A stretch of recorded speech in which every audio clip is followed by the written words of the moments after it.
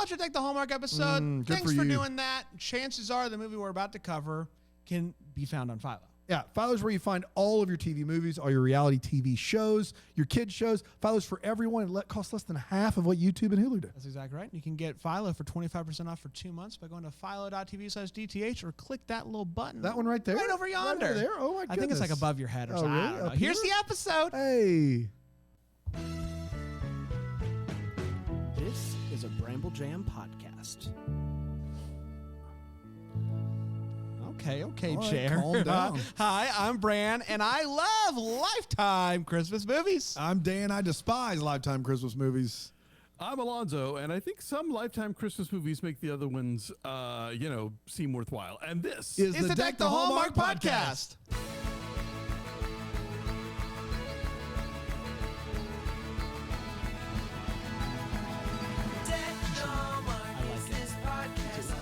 Hi, everybody.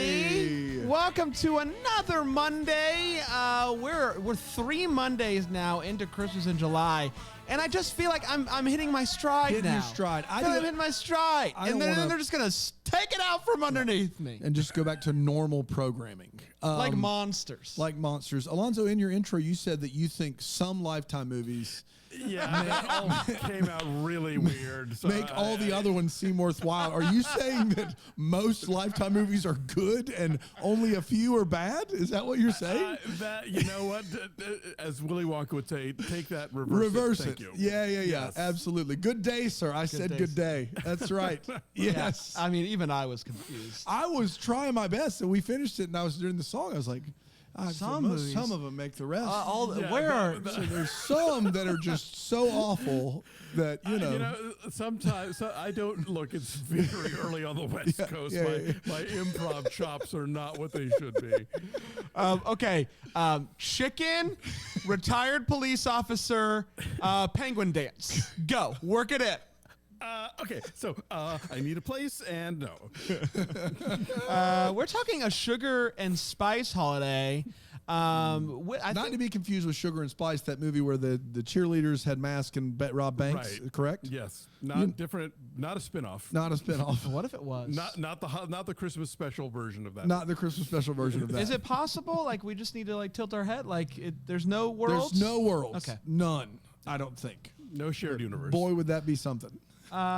Guys, I'm just thoroughly enjoying Christmas in July. I know it's not for everybody. Some people get mad. Where are my Golden Girls and stuff but for me, it's just what I need. Like in think the heat of the day. I just think Christmas in July is just one of the dumbest things ever. You asked me. I know. I asked you the other day, like before we started this thing. If I had told you there was a real TV channel that switches to all Christmas in the middle of the summer, what would you say? Oh my gosh. I'd just be like, this is the most absurd thing.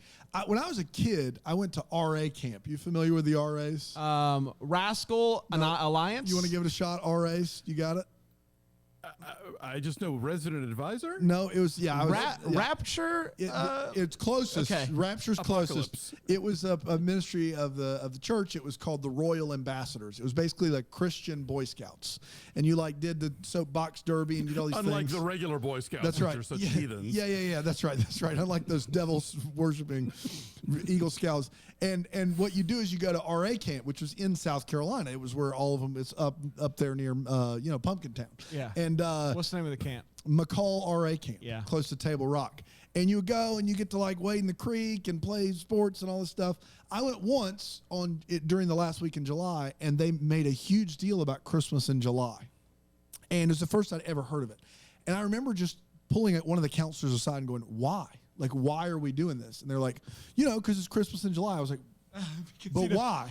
Why? I will say Christmas in June makes more sense because of Leon Day. It's 6 Because months. you can celebrate, June 25th, and it's the true halfway point. Christmas in July doesn't make a whole lot of sense do you know those unless people you're that asking celebrate- my heart, and it makes all the sense in the world. But those people that celebrate half birthdays, those people are awful. Like, why are we celebrating Jesus' half birthday? Like, let's just Okay, wait till the wait. full year goes around. Dan, have are you you met telling me- Jesus? Dan, are you telling me you would rather have 3 solid months of Hallmark original summer You know, movies? that you have a point. No, I'm not saying that the movies are worse. I'm just saying the whole idea as a whole, it just is absurd. Like, I love the 5 weeks of Christmas. It's special. Like those, Thanksgiving through New Year's is a great time. Like, let's just keep it there. But and, you like, would enjoy agree it. if there is one person that deserves a half birthday party, it is Jesus Christ? Yes. Okay. Yes. Good Lord. I Good wanna Lord, go back indeed. to. I want to go back to Pumpkin Town. Is that really a place? It's a real place. There's one stop sign. It's welcome to Pumpkin Town. That seems like a setting for like a Hallmark fall movie. Yeah. It's right But- up the road from Sugar Tip. It is. There is a town called Sugar Tip as well. I don't know if we can say that on this. Mel Gibson has a house That's the there. name of the town. I don't know what you want. Pumpkin Town is like it's like a setting for a Hallmark movie, but with fewer teeth. As are so many settings for Hallmark movies. But do they do like is there a Halloween festival? It All I seems know like- is the one intersection where there are things. There's like a general. It's literally one stop sign, 4-way stop intersection, and there's a Right. general store. There's pumpkins outside of it. It says like Pumpkin Town General Store. I think on the other corner there's like there's not even a gas station. Like it is tiny, but it is Pumpkin Town, South Carolina is real. I promise. Because it should be like the Christmas in Evergreen for Halloween. Yeah. Right? I wonder what the- I do. Let's table They're this for leaving- another day. they're leaving and money on the table. Nobody should take this idea from us because we're gonna write that. We'll talk when we have our writers table meeting in a Hey, couple this days. says Pumpkin Town's way bigger than I thought. It says there's 16 people. 70,000 people that Wow. live there. I don't believe that for Wow. a second. Are they including all of Pickens County? It's possible. I mean, it's so little. There's no way that it's There's that no many way. people. There's no way. No. There's no way. No. it It's just everybody can't who be. stopped for sweet corn. Unless they're It all was settled in 1745. Holy Unless cow. they are all witches. Yeah. Because yeah. then Pumpkin Town makes sense. how do you count them? They're Yeah. all flying around. All of them witches. An accepted name spelling for this is Punkin Town, Punkin Town, 2 words. I'm not making that up. Someone That is edited on the wiki and no one fixed it. That's not real. Punkin Town. Hey, you going to Punkin Town? Won't you take me to Pumpkin Town? Punkin Town. There's no way that a town of 70,000 people allows Punkin count. Punkin Town. What are you talking about? Puddin' tame. I am 100% telling you there's no way there's 70,000 people there. No, maybe cells. There's maybe 70,000 cells. I've maybe seen 6 people in Pumpkin Town. No way, or Punkin Town. Punkin Town. Punkin Town. Please. Well, while we're talking about pumpkin, let's talk about a sugar and spice holiday. It originally aired, everybody, on December 13th, 2020. 2020. And it went a little something like this. A young girl builds a gingerbread house with her Nema. Is that how you say it? Nema? Nima? Nima? Nima, I think's right. And they talk about baking, and it's a lot of fun. Flash forward, this little girl is now all grown up. Her name's Susie. She works as an architect. She's crushing it. She is, her assistant says she's perfect at everything she does. And she has this odd thing she does where she, in her mind, compares all of the people in her life to baked goods. Yes. And it starts off cute, then it gets weird, then it gets inappropriate. But listen, who are we? I mean, if that's your thing, that's your thing. I don't know. She's up for promotion at work, as you are in these movies. There's a rival named Marshall, the fire marshal. He's up for the same promotion. They have to get their proposals in by New Year's Eve, and she's like, "I'm going home for Christmas," and the boss is like, "So what?" And she's like, "Fair enough." Susie goes home for the holidays and learns that the local town bake-off is happening, and there's an old potential flame, classmate named Billy, who's kind of heading the whole team. Billy Bits? Billy Bits. And Billy Bits is, man, that's a callback to a few weeks ago. That's How right. about that? Just thinking it through. Billy Bits is putting the team together so that if they win, they can help save the community center. But Susie hasn't baked since Nema passed away. Her brother, Wayne, and sister-in-law encourage him to give Billy another chance. He's a good dude. We see Susie throughout this movie movie dreaming of Nemo, who's giving her advice, encouraging her to bake, encouraging her to better herself. And so she agrees to join the baking competition. Billy shows Susie the bakery kitchen with the co-workers. We see a high school bully turned the sweetest person in the world, and another guy who is there, not there. Stavros. Then there How dare again, you. Stavros. I'm so sorry. They all work together. They make a little house just to get their chops wet. What? At a town Christmas festival, Susie takes her niece and nephew shopping, runs into Billy. They get in a snowball fight, standard. The first round of baking happens. They get third place, still moves forward, but that's not good enough. She's not happy about it, but you got to celebrate when you move on. And so to do that, she does karaoke despite hating it. Starts off with her being really bad. Billy then dances really poorly, and I guess that helps her singing. I don't know. But Susie is just starting to let go, starting to have fun. And then she gets news that they, instead of New Year's Eve, the proposals need to be in by Christmas Eve. The stress starts to get to Susie with the bake-off. She can't handle all of the responsibility. She messes up in the second round after the rolling pin that belonged to her grandma breaks, cracks. She adds too much salt. They are eliminated, Dan. We gasped. We couldn't believe it. Billy tries to cheer Susie up by recreating a Christmas dance that he blew her off at all those years ago, and turns out they both really liked each other in high school. Now they get the chance to dance. They get the cops called on them, but no big deal. He then comes over, shares a meal with Susie's family, impresses her mom by liking stinky tofu. Yes. Tofu. And they then have, not the mom, the two leads have the most sensual baking scene in the history of cinema. I'll say it. They almost kiss, but they get interrupted by those dang kids. Speaking of dang kids, one of those dang kids unplugs her computer. Her laptop dies. All of the things that she's been working on, gonzo. She then goes to find Billy, and she tells Billy that she got good news. Hey, you've been working on this toy. I sent in your plans to someone I know. They love it. They want to talk to you. And he's like, I don't want that. He leaves. And then she gets a text, and it turns out Marshall, the fire marshal, got the promotion over her because he's popping some champagne in the office. Susie cries.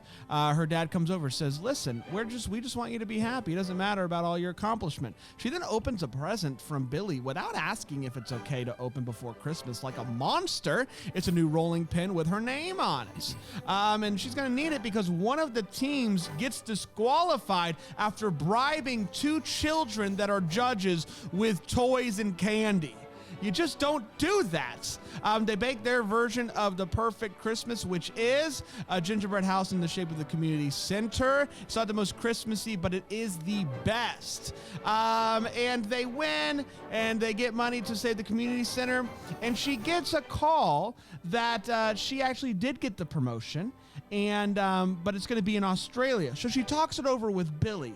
And Billy's like, no problem. I'll just come to Australia with you. She's cool with that. People cheer. And then they come back a year later. Everything's going good. And that was Sugar and Spice Holiday. Christmas Nice. Holiday. We did I it. said Sugar and Spice and Christmas Nice. I'm sorry, everybody. It could have been called Finding Nemo, I believe, now that I think about it. Oh, I do like that. Hey, just a little update for those of you that still care about Pumpkin Town. The population of Pumpkin Town, 3,170. I still think that's high. Where'd the 70 I don't know. 107. The 70,000 was for all the county. That was the mix up there. Just FYI. Mix up in the Pickens County. We'll be right back. We were going to get letters. That's right. We were. Here People on in Back Pumpkin to Town Hallmark. love this podcast. They don't know how to write. Boy, oh boy, do I have news for you. What is it? I've been watching Christmas movies all July, and I've been getting email after email being like, Brand, how are you doing it?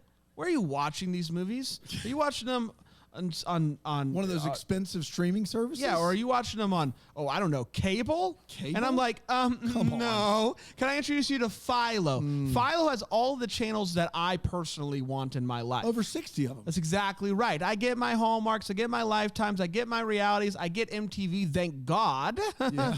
And here's the good news, everybody. They also are giving us DVR that lasts an entire year and has unlimited amount of storage. I can put all the movies on All of the movies. You could literally record every episode of Ridiculousness, and somehow, by Still the have grace room. of God, you will not run out of space. It's amazing, and it gets better. No, the YouTube TV, Hulu, all these others, they're like $60, $70 a month. Is that what I'm going for? No, here? you're not going for that at all. What? You're going for $25 a month. What? And even better, they're giving our listeners 25% off 2 months Oh my by going to goodness. philo.tv/DTH. That's philo.tv/DTH. It's the best deal, and it is even better than Ridiculousness Wow. on repeat. Unbelievable. I didn't think it was possible. philo.tv/DTH. So Rob Deerdeck. Yeah, I don't know if you caught this, but there was a commercial in our ad break for Ridiculousness. It was Rob wild. Deerdeck has a show where he talks about other shows. clips. And MTV runs it all day long. and it's all day long. It's crazy. It's phenomenal. That guy wakes up laughing. Uh-huh. He just is like, yeah, just count my money. What am I going to do Phenomenal. today? Count more money. Shout out to you, Rob. You get it, Rob.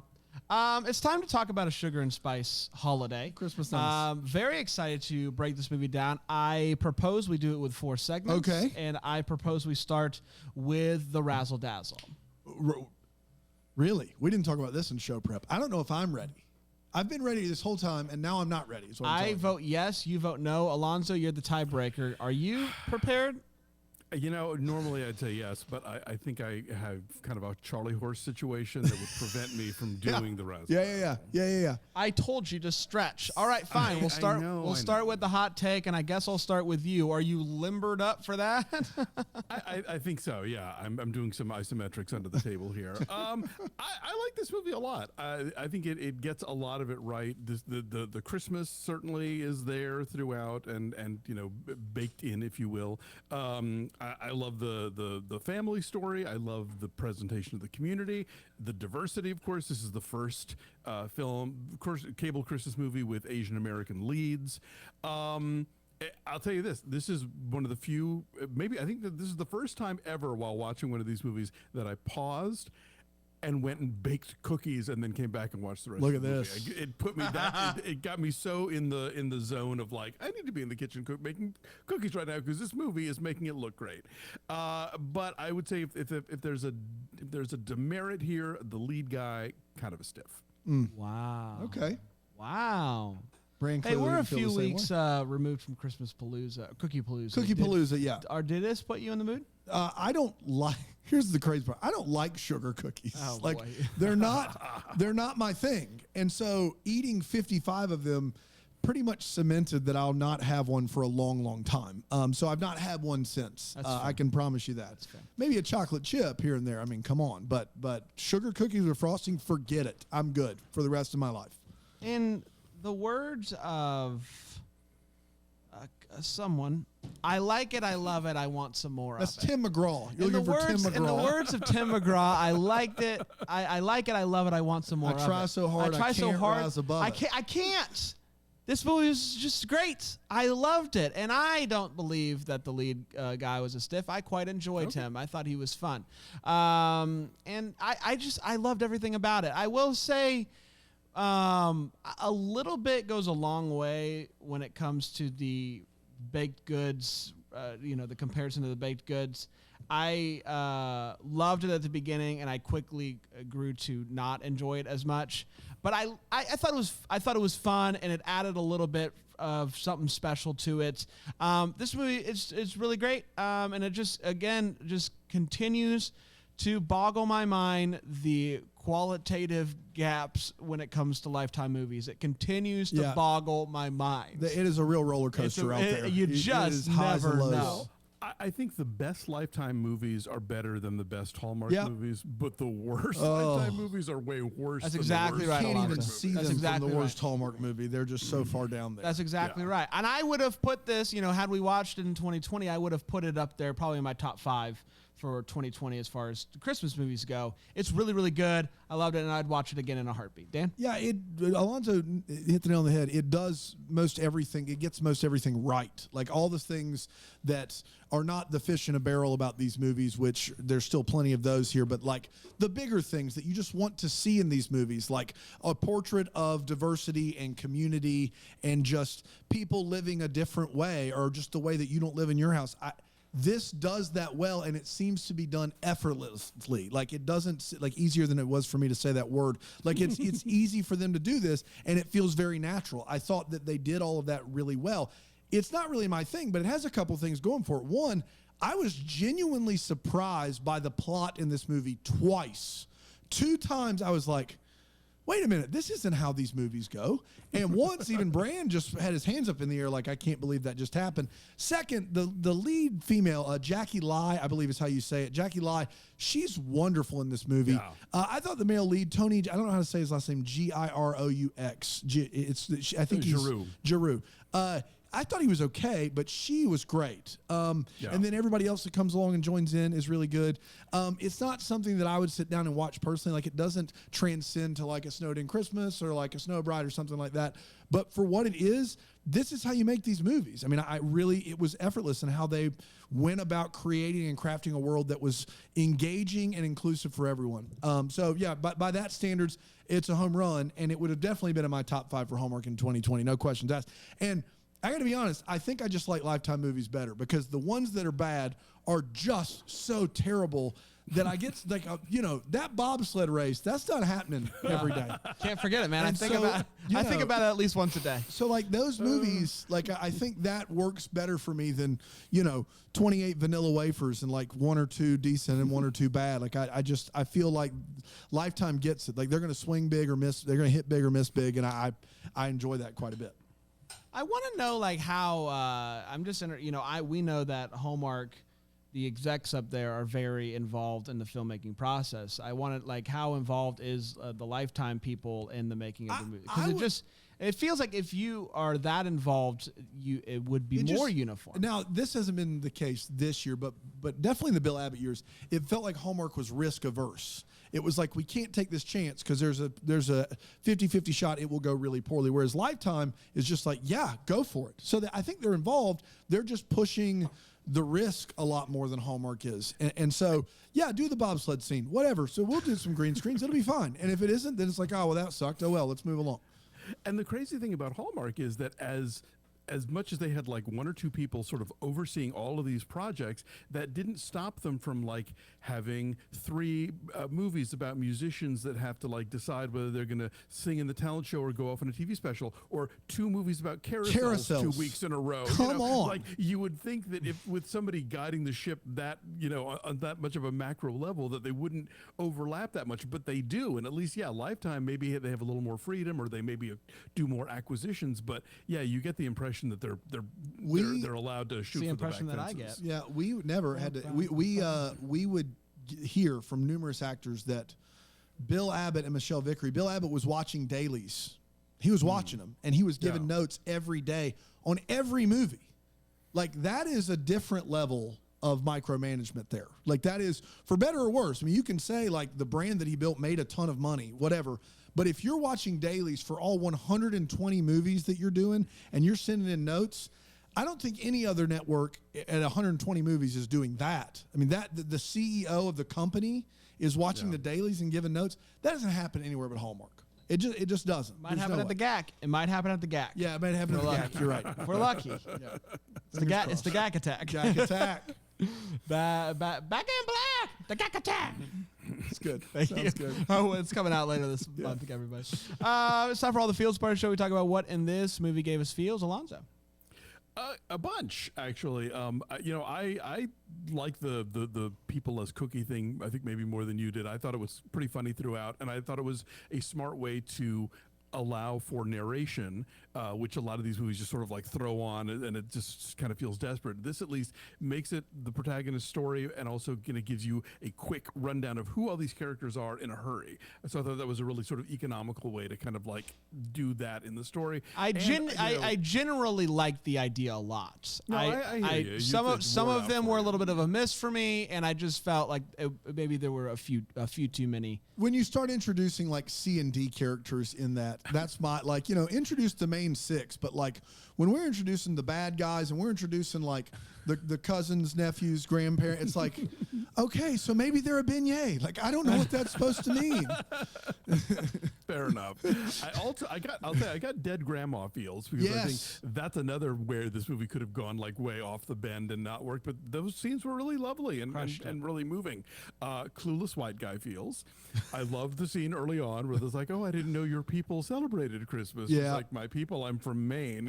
Yeah. That was a great scene, and I think that's one of those things where even in a Hallmark movie where they have made it blacks in the lead characters as opposed to whites in the lead characters. You would never get that granular a moment of like somebody bringing up a racial issue. Like it still exists in a world in which these topics are never discussed and there's never a problem. And so this one, without like getting on a soapbox about it, it was just this moment of like, yes, and just her letting this guy like kind of, giving him enough rope, which I thought was hilarious. I also love the stinky tofu scene for the same reason. The most you're going to get from Hallmark is if we have Hispanic characters, there will be a tamale making scene. That's right. Yep. It's always a tamale making scene. Always. That's all they got. Can't go wrong with a And tamale. This is like so culturally specific and kind of touches on that stuff. And it's like, yeah, I had to go Google stinky tofu. I didn't know it was a thing. Now I know it's a thing. And I think like Hallmark's always afraid to make you go Google something that you might not already know about. So they're going to stay with the tamales. A really impressive ensemble, I thought. Like, I know y'all don't share my fandom for Cardi Wong, but I'm always happy to see him. Tsai Ma, I don't know if anybody shares your enthusiasm for Cardi Wong. But I love it. I love The it. bubbly sesh gals do. The Bubbly Sesh and Alonzo are holding the torch for Cardi Wong. And you know what? That's what the I'm Bubbly. sure he's The a Bubbly's lovely next human being. venture is, I believe. A Cardi Wong podcast. Yeah. I'm in. They call it the I'll Wong guest Wong on Watch it. Along.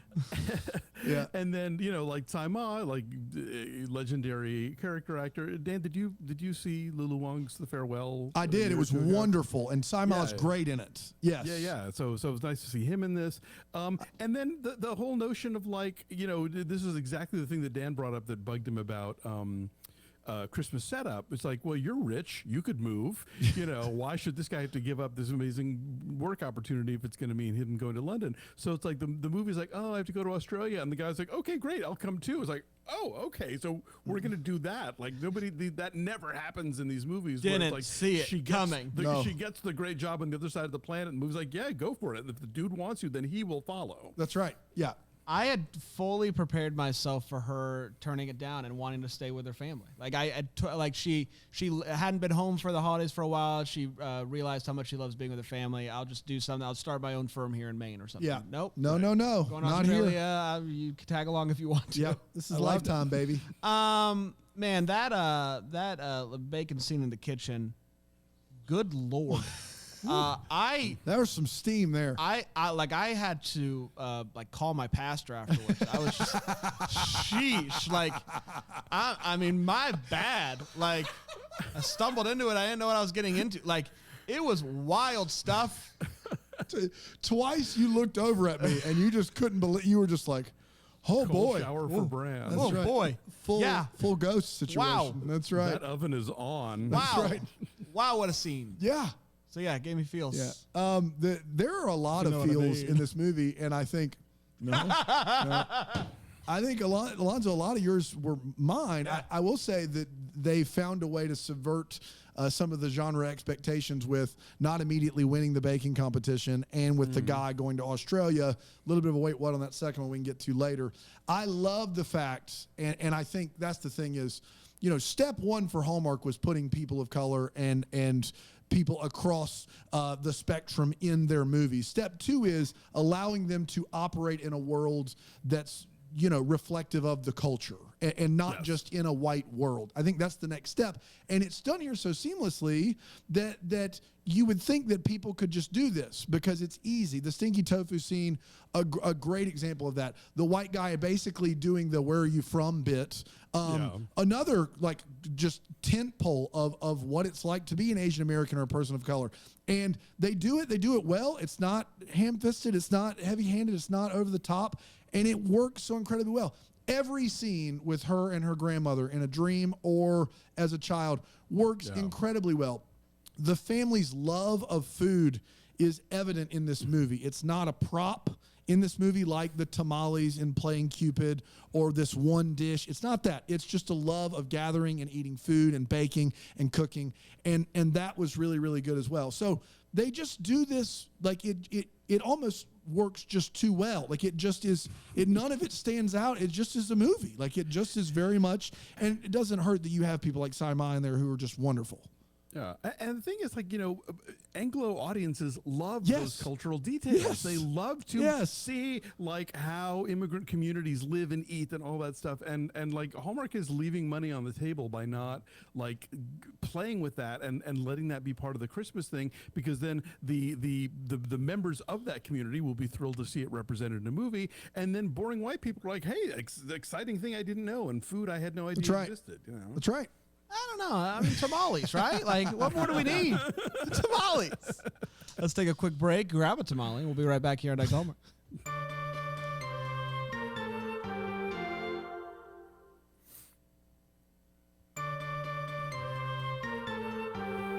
Welcome back, everybody. We're talking about a sugar and spice holiday. And we're talking about the wait what's now, the things that are in this movie that made us go, wait, what's? Alonzo. So early in the movie, Terrible Boss, who is a terrible boss, says that she is on a cleanse. So, she can't eat cookies, but then the other dude brings in this basket of like snacky keto, whatever things. And it's like, if you're on a cleanse, That's you're right. doing nothing but like drinking gross stuff for a week or That's right. whatever. Yeah. That's a whole other topic that the cleanses are nonsense. But still, if you're on one, you're not eating You're not anything. eating a So- can of Planters nuts. You're not Exactly. doing it. That's absurd. Yeah. So that was a big eyebrow raiser. I really, I question how stable this development project is if they not only move up the deadline a week during the holidays, which is, these movies always do, but also, by the way, it's now in Australia. Thousands of miles away. That might make a difference in Yes. architecture, like the plan, like it's like, yeah, we want you to build this swimming pool. Oh, no, now it's going to be in Antarctica and it's still going to be outdoors. Like that's different, Yeah. you it's not just a mix and, a plug and play here. Do you think that the people writing the movie were like, they wanted to make a point of the guy going with the girl to the job, and they were like, no, LA's too close. What's the furthest place away we could make it? Australia. Yeah. We need an antipode here. That's right. Yeah, that was bananas. But that was kind of it. I think for the most part, this for me, this held together. I'll be curious to see what you guys got. I have a couple. One, a specific line that I don't think has ever been said in life, which is, "Oh, I'm getting a phone call. I gotta go take this," and someone looking back at them and just saying, "I'm gonna go get ribs." Like it was a very interesting response. I'm to gonna I go gotta- get some ribs. I'm gonna go get some ribs. BRB. I've never heard that conversation. I liked it. I'm gonna get some ribs real quick on the quickie quick. If ribs is an option, I would say that. Absolutely. I love ribs, but as soon as he said that, I looked for the rib buffet, saw no rib buffet. I'll be and right went, back. I'll be right back. I'm calling BS, sir. I'll be right back. I'm gonna go get some ribs. Yeah. Postmates stand. They'll show up. If you're with, getting ribs that quickly, because he gets them in a minute and a half. She's on that call for a minute and a half. He's got a plate of very disgusting looking ribs when he comes back. Are they just ready? Like you just go up and it's like ready, hot? Is it like the Little Caesars of ribs? Is it hot and ready ribs? the vending machine. The ribs vending machine. Those Ooh, ribs, vending machine. those ribs looked awful. They looked They looked awful. like what McDonald's was thinking about when they made In the their McRib. defense, in their defense, they did look like ribs that you could get in a minute and a half. In a minute and a half. So That's true. There's they, a- they're, maybe take they the are. time. They We're are going to open consistent. up lightning ribs. That's what we're Yeah. going to call it. Yeah. I gotta go take this call. I'm gonna go get some ribs. I'll be right back. We'll be back here. Now I'm going to go get food. I'm going to run over. I'm going to go get some I'm gonna ribs. we'll be back. Yeah. Throughout the 2020 movies, sometimes you can spy the COVID. Oh, yeah. And in this movie, the COVID protocol that I noticed was the team multiple times went hands in, and their They don't touch hands their were hands. inches apart. Like they didn't do the on top. That's right. It's like don't touch hands. Don't touch. That's right. No touching. No touching.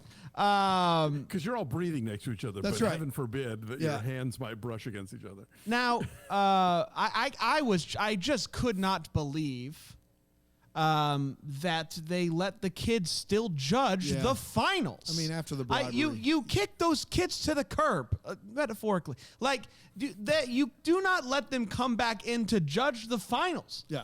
They're tainted. They are tainted Yes, judges. you can't know. You can't do it. No. The whole competition is now just a question mark. There's 15 big ones on 15 the line. large. And they're just letting those kiddos come back in and judge. It's wrong, and it's not how this should be done. And that's all that I got, Dan. The baking competition is where most of my wait what's are assembled. First of all, this is clearly like a fellowship hall in a church they're using Right. of some sort. Where is everyone else's oven? Because there's just these folding tables set up, and then she pivots over to an oven to the left of her. That's the only oven, and we never see the oven in retrospect to the whole building. I don't know where everyone else is baking their ingredients because there are no other ovens in the room or anywhere. They're not in there. It's not a place you could hold a baking competition. Next, the way I understand it, there's supposed to be 6 teams, and then they get cut to 4, and then they get cut to 3. The problem is that I don't know if it was COVID, but there's never more than 4 teams that compete in this thing. You never see more than 4, even when there's supposed to be 6. There's really only 4.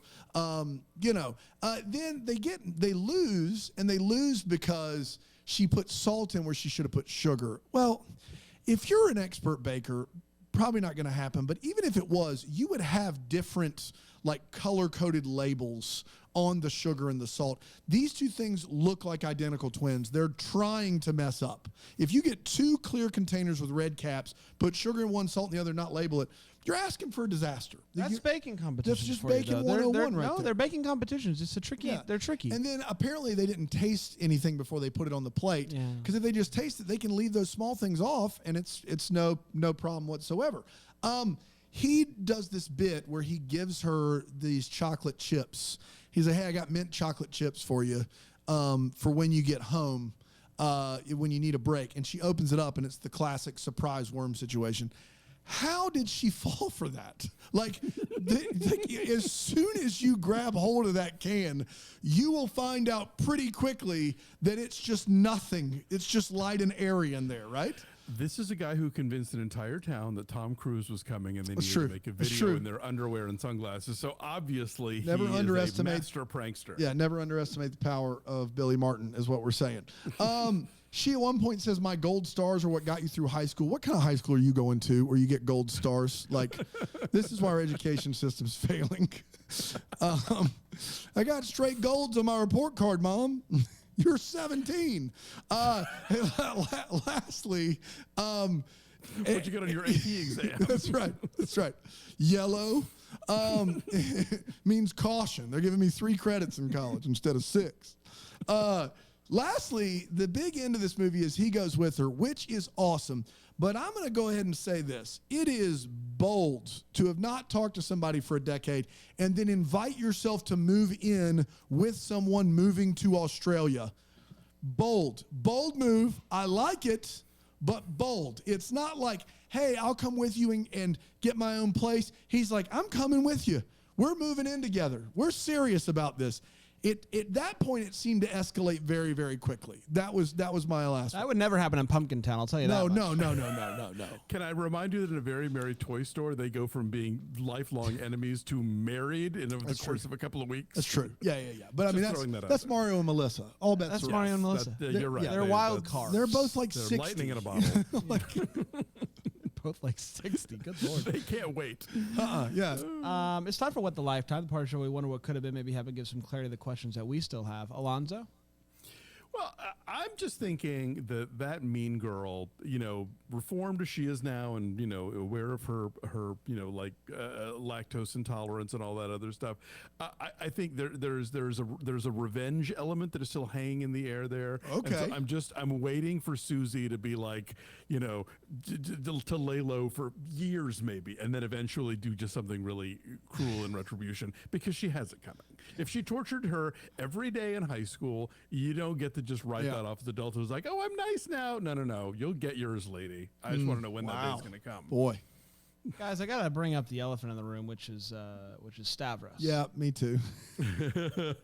Stavros, the fourth team member, he's there for round 1. Round 2's coming around, and they're like, he had to go. He's a got family thing. Family thing. Yeah. I'm like, well, that's weird. And they're like, is everybody all right? Everybody's fine. Everyone's fine. Comes back for round 3. Stavros back, says nothing to worry about, and we get never. zero information.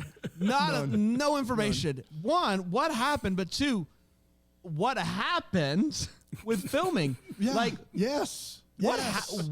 It's a both and. What happened in his life, and also what happened in his life? Because it's clearly like the laziest writing of all time. Like, for a movie that's taken as much time as it's taken to painstakingly be accurate about the people it's representing, for them to just be like, we'll say it's family stuff. What is it? Doesn't matter. Like, I feel like it was last minute. You would think, though, that all the baking things in Would that have been space filmed would have been filmed the the same same day. If it was an issue with his... I just desperately want to. That's with mine. the actor's busy desperately schedule. have to know the answer of what happened to Stavros and to the actor playing Stavros. Both of those things are very, very important. Stavros, if you happen to be listening to this for Come on, bro. whatever reason, Brand at deckthehallmark.com. Like, help a brother out. We're going to be hearing some 2020 production stories, like, after time passes, that will curl our collective hair, I'm sure. Oh, I'll tell you this much. Dassault never would have happened under Stavros' watch. No, not with Stavros there. Stavros is a, what was it? A colon? He's actually, that was one of my wait what's. The guy is a classically trained pastry chef, and he's not leading this team. I just want to be clear. The architect that hasn't baked in years is leading the team. Classically trained pastry chef, I'll just be here if you need me. Like, what is that about? You said classically chained it's pastry about chef, her. I like that. Yeah. So It's what? about her management. It's about her management skills. Clearly it's about her management skills, She her knows how to delegation delegate. ability. That's Exactly. We did, everybody. Hey. Congratulations. A sugar and spice holiday. Christmas in July. What a fun thing. We'll be back tomorrow and the rest of the week, of course. But next Monday, Alonzo, you'll be back. And we'll be talking about Dear Christmas, another 2020 Lifetime flick. I'm very excited to talk about that. Alonzo, before we go, do you got any words of wisdom you want to leave the people with today? Just I think kind of to circle back what we've been saying this whole episode, like, this is the movie to look at if you are trying to diversify your slate. Hallmark and other channels, like, there's a way to do it that can where you can have some cultural specificity, and it's not just like, let's make these Wisconsin characters now be people of color, but not change anything else about the specifics of their life. Absolutely. 100% agree. Watch and learn. Watch and learn. We'll see. We'll see. We had a wonderful day today, and I hope that you have a wonderful rest of your day, everybody who's listening. Dan? Come on the cards. Okay. Until tomorrow, maybe we'll be the first to wish you a Merry Christmas. Deck the Hallmark's a Bramble Jam podcast. It's presented by Philo TV. It's produced by Brandon Gray and recorded live in, Greenville, South Carolina. Set decor is by Plum at Haywood Mall. For more information on Deck the Hallmark, you can go to deckthehallmark.com. For more information on Bramble Jam Podcast Network, you can go to bramblejampodcast.com.